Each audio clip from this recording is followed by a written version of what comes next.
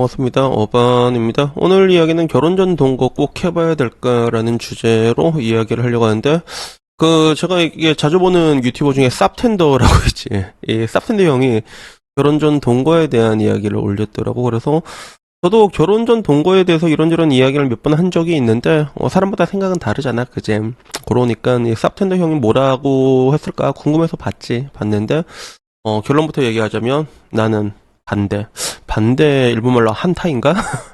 그래가지고 개인적으로 느끼는 거는 자기는 일단은 하나를 보면 열로 알 수 있다라고 생각을 하고, 여기서 가장 중요한 남자 여자와의 관계는 뭐냐면, 우리가 뭔가 어떤 문제가 있을 때 이게 대화로 해결이 될 수 있냐 없냐, 그 정도가 되느냐 안 되느냐가 가장 중요하다고 얘기를 하고, 그게 만약에 된다고 했을 때는 굳이 동거를 할 필요가 없다, 반대한다, 이런 식으로 얘기를 합니다.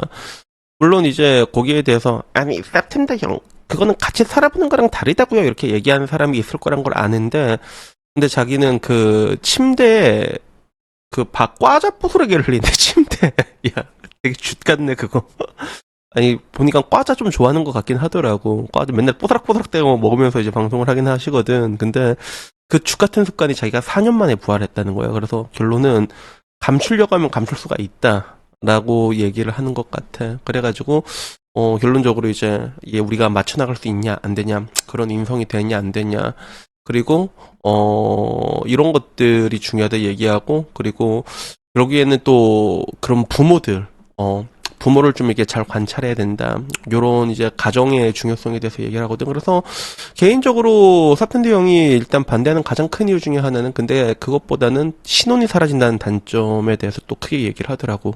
미적지근해. 그래서 본인은 코로나 때부터 같이 여자친구랑 살았는데, 그때는 되게 좋았는데 그 아기자기한 신혼이 딱 사라진다. 그래가지고 자기는 2년 코로나 2년에 동거까지 하다 보니까 좀 이제 그런 부분이 많이 안 좋았대. 그리고 결혼할 때도 좀 미적지근하게 했다고 해야 되나? 그래서 반지 필요하면, 야, 반지 네 사고 필요만큼 돈 달라고 해. 돈 주고. 뭐, 프로포즈도 이렇게 하면 될까? 그래서 이렇게 해줘. 그래도 뭐 그런 식으로 했다고 하더라고. 그래서 여기에 대한 사람들의 반응은, 결혼 전에 서로의 인성검사가 중요하지 않냐? 8월에 오사카성 한 바퀴 돌아본다. 이것도 중요하다고 한 게, 좀 어떻게 보면 내가 늘상 얘기하는 스트레스 테스트라는 거 있지. 그런 거지. 8월에 오사카성 한 바퀴 돌면 진짜 미치거든. 더워. 일본이 더 더워, 한국보다. 그러다 보니까 그런 스트레스 상황에서 어떻게 행동을 하는가, 그런 것들이 중요하다 얘기하는데, 근데 그 스트레스 테스트 같은 것도 이게 하루 이틀로 되는 게 아니라 오래 해야 돼.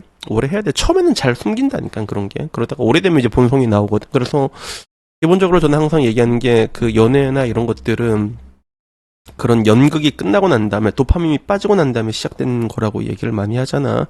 그래서 사틴더 형도 뭐 2년, 3년 정도를 많이 강조하는 게, 나도 똑같이 그때쯤 되면 도파민이 빠지니까, 뭐 이런 식으로 결론이 났는데, 근데 제가 바라보는 동거의 시선은 뭐냐면, 동거에 대해서 얘기하자면 통계적으로 봤을 때나 여러 가지 이야기가 굉장히 많게 돼. 그래서 통계적으로 봤을 때는 동거를 한 커플보다 동거를 하지 않고 결혼한 커플의 이혼율이 더 낮게 나옵니다. 더 낮게 나와. 그냥 결혼을 한 사람들이 이혼율이 더 낮게 나오는데, 근데 문제는 이것도 착시효과인 게, 어차피 헤어질 거면 동거하다가 안 맞아서 헤어진 게 훨씬 낫잖아. 근데 동거에서는 이 중간에 헤어진 커플이 애초에 집계가 안 되는 거 아니야, 그치?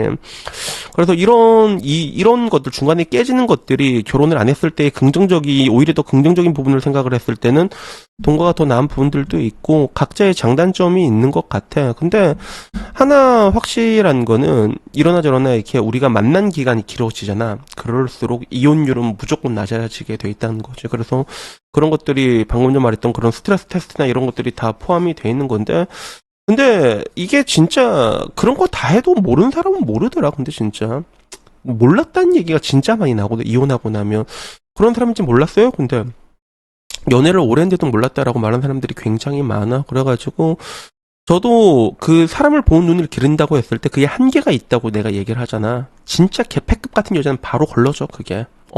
인스타만 봐도, 와, 얘는 안 되겠다, 바로 걸러지거든, 그게. 근데 야, 얘다 싶어도 만나다 보면 아닌 경우도 있고, 근데 그건 여자도 마찬가지야. 근데 이게 근데 사실 살다 보면 그 사람의 하자가 있어서라기보다는 우리가 관계라는 게 서로 융합적으로 일어난단 말이야. 그러다 보면 나도 죽같이 하고 얘도 죽같이 했고 그래서 내가 죽같이 해서 얘가 죽같은 애가 된 건데 그런 걸 모르고 넘어가는 경우도 굉장히 많아.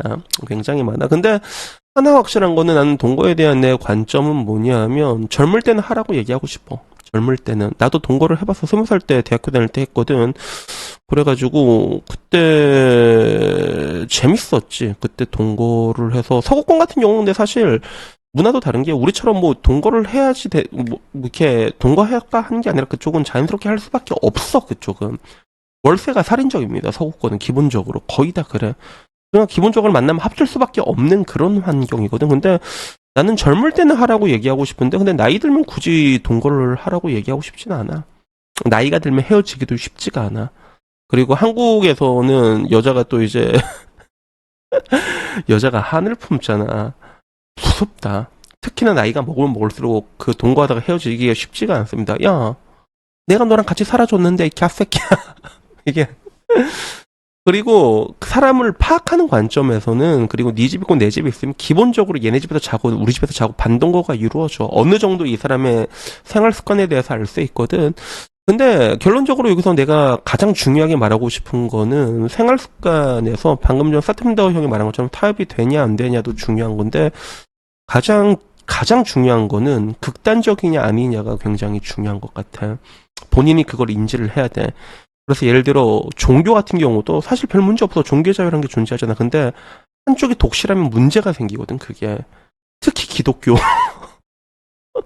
특히 기독교. 불교 독실해서 문제 잘 안 일으킵니다. 카톨릭도 독실해서 문제를 잘 안 일으키는 걸로 알고 있어. 기독교는 문제가 되잖아. 11조니 뭐니. 그런 게 문제가 돼. 그래서 방 같은 거 치우는 거 이런 것도 여러분들이 아셔야 되는 게 내가 내 친구들 같은 경우는 나는 좀 잘 지저분한 편이거든. 솔직히 말해가지고. 근데 내 친구는 남자들이 되게 깔끔해. 근데 와이프가 맨날 다 허물 벗어놓거든. 결국에는 언젠간 내려놓게 된다. 이건 마치 고양이와의 털싸움 같은 거야. 고양이 털싸움 이거 보면 모니터 뒤에 이거 보이지 이거.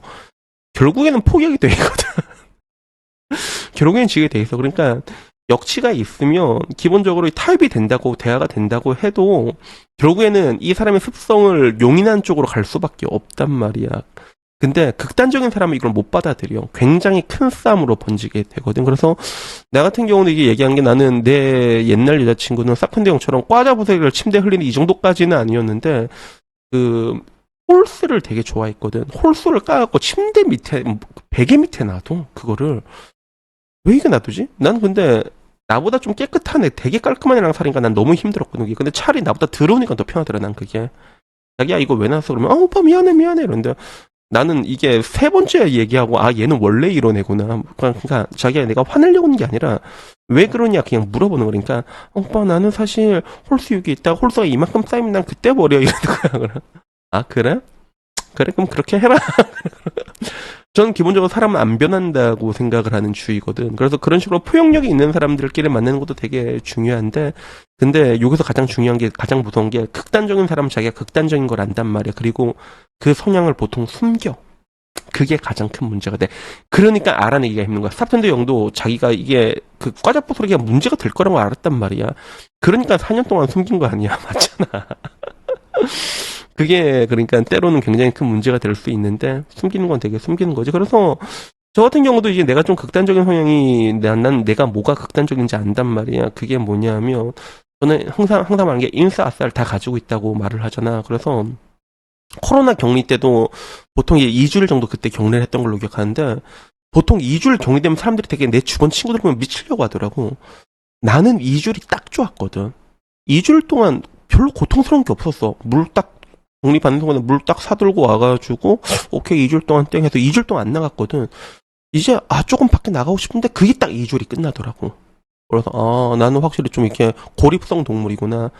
보통 이제 고양이가 고립성 동물이잖아. 가운데 이렇게 공간에서 사는 걸 좋아하. 내가 확실히 그래서 이러다가 내 나름대로 이제 외로움이 있으면 또 나가서 또 적극적으로 해소해. 그럼 또 에너지가 차거든. 그럼 또 이게 짱폭하고 또 일만 하고. 난 약간 그런 습성이 있어가지고 항상 그러잖아. 난 이제 누구와 같은 공간에서 살아간다는 게 상상이 안 된다고. 결혼을 해도 따로 살았으면 난 더 좋을 것 같아. 솔직히 말해가지고. 아니면 여기서 왔다 갔다 하는 거 있지. 왔다 갔다 하다가 여기서도 가끔 자고 싶고, 주택으로 한다면 주택이 하나 있으면 바로 옆에 별채 하나 만들어갖고 그 별채 안에서 살고 싶은 거야, 나는. 난 전형적인 고립성 동물, 그냥 인싸싸 성격이 다 있는 거지. 그래서 나는 이게 잘 융합이, 대한민국 사회에서는 이게 잘 통용이 안 되는 부분이거든, 사실. 근데 나는 근데 내가 그렇다는 걸 알고 있어. 그러면 어떤 경우가 있냐면, 나랑 똑같은 여자를 만나면 돼, 아직. 뭐 어딘가에 있겠지만, 근데 현실적으로 이제 그런 사람들을 만나는 게 거의 불가능에 가깝거든. 그러다 보니까 서로 어느 정도 타협이 되냐 안 되냐. 나 같은 경우도 뭐 되면 살고 안 되면, 타협이 되면 되고 안 되면 안 되는 건데, 근데 그 반대의 극성을 가진 사람과는 어떻게 할 수가 없는 거지. 그래가지고 이런 부분들에 있어가지고 동거가 좀 효과적인 부분들이 있긴 있거든. 그런 걸 좀 빨리 알아내는 데는 있긴 있는데, 근데 지금 와서는 난 솔직히 말해서 그런 게 의미가 있나? 그냥 저는 지금 와서는 동거 하지 말라고 얘기하고 싶어. 어리면 해. 어리면 해. 좋아. 그래서 나도 지금 와서 생각해보면, 그때도 막 이제 뭐 이제 노가다 하고 집에 들어오는데, 그 집에 불 켜져 있으면 나가고 전화해가지고 뭐 좀 사갈까? 이래서 뭐 치킨 사가서 떡볶이 사가고 같이 먹고 그랬던 게, 그때 느꼈던 게, 아, 이게 신혼 기분이 이랬구나. 나도 그런 느낌이 있긴 있어. 근데 뭐 지금은 뭐 이제 늙어가지고 마음도 너덜너덜해져가지고 그런 것들이 있죠. 그래서 여튼간에 뭐 이게 또 오늘도 잡다한 이야기가 됐는데, 결론적으로 제가 얘기하고 싶은 거는, 동거를 하든 안 하든 가장 중요한 거는 사람에 대한 성향이라는 거야. 그리고 이게 융화가 되는 것도 중요한데, 극단적인 성향들은 특히나 이게 융화되기가 쉽지 않고 굉장히 많은 문제들을 만들어내거든. 그래서 내가 그런 성향이 있다고 본인이 알면 그거를 숨기는 것보다는 아예 오픈을 해가지고 융화를 하는 게 나아. 근데 문제는 이게 진짜 무서운 게, 내가 살면서 보니까 그걸 본인도 알고 있거든. 끝까지 숨겨. 그러다가 결혼하고 터져가지고 문제가 비극으로 가는 경우가 굉장히 많더라고. 그래서 이런 것들을 피하려면 그래도 최대한 많은 스트레스 테스트를 하는 것밖에 없다. 근데 그렇게 한다고 해도 완전히 피하는 거는 사실상 힘들어. 왜냐하면 본인도 그걸 인지를 하고 있거든. 그래서 이런 것들이 하나의 문제점이 아닌가, 뭐 그런 생각이 듭니다. 근데 뭐 그렇게 극단적인 사람들이 많지는 않아. 보통은 다 그런 표준 편찬에서 살아가게 돼 있으니까 어느 정도 이제 적당히 만나고 적당히 지랄해보고 적당히 싸우고, 근데도 뭐 이 정도면 되겠다 싶으면, 그리고 특히나 여자가 뭐 오빠 고마워 미안해 말만 할 줄 알잖아. 상위 10% 나라지. 대한민국에서는. 그런 의미에서 일본이 좀 낫긴 한 게, 일본은 뭐만 하면 고멘, 미안하다는 얘기를 진짜 많이 하거든. 그래갖고 반대로 스트레스를 받는데, 한국 사람들 사과를 안 해가지고, 일본 사람들은 그걸로 스트레스를 받는다고 합니다. 그래서 여튼간에 오늘 이야기 여기까지고요. 다음에 조금 더 재밌는 이야기로 찾아뵙도록 하겠습니다. 이상입니다. 감사합니다. 땡큐!